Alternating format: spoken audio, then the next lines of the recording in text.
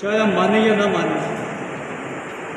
इस सारे के वजह से मैं आपको कह रहा हूँ कि हम खुश नसीब हैं कि जैसे हम 15 मार्च को डिपार्ट हुए थे वैसे ही दोबारा जॉइन हुए। इसके लिए जितना भी आप शुक्र करें, लेकिन इसमें से लर्निंग एक ये थी कि ये ज़िंदगी है जो किसी भी वक्त एक स्विच की तरह ऑफ हो सकती है, और ये आपको एक अल्लाह ताला ने मोजज़े की तरह, कोई मेरा स्टाफ मेंबर उसमें इफेक्ट ज़रूर हुए लेकिन अल्लाह का फजल है, कोई कैजुअलिटी नहीं हुई।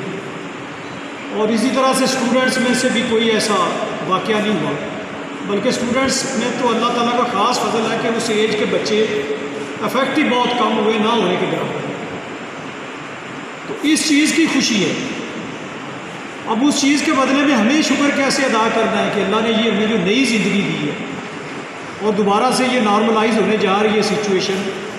ऑलमोस्ट इसका वो कह लें कि ख़ात्मा हो गया है। नंबर से शुरू हो गया था, चाइना से ये 50 साल शुरू ही इससे वो जब सीरियस इसका ऑफ करने के लिए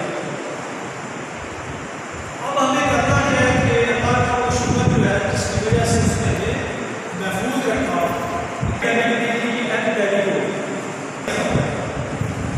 ऐसा वो बीमारी को कहते हैं जो जिससे दुनिया का हर हिस्सा थोड़ा बहुत इसको एंटीबैडी क्लियर करने के लिए बच्चों वाले बड़ा टाइम नहीं लगता, ऐसे ही हरासमेंट बैठ जाएगी, सदा हो जाएंगे।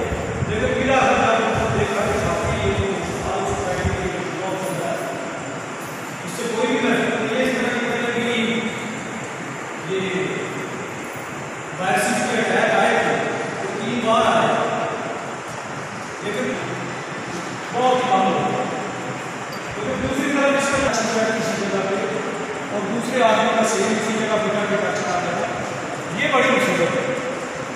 इसको नहीं अवॉइड किया जा सकता। आप लोग कैसे एहतियात कर सकते हैं? ये आप लोग एक दूसरे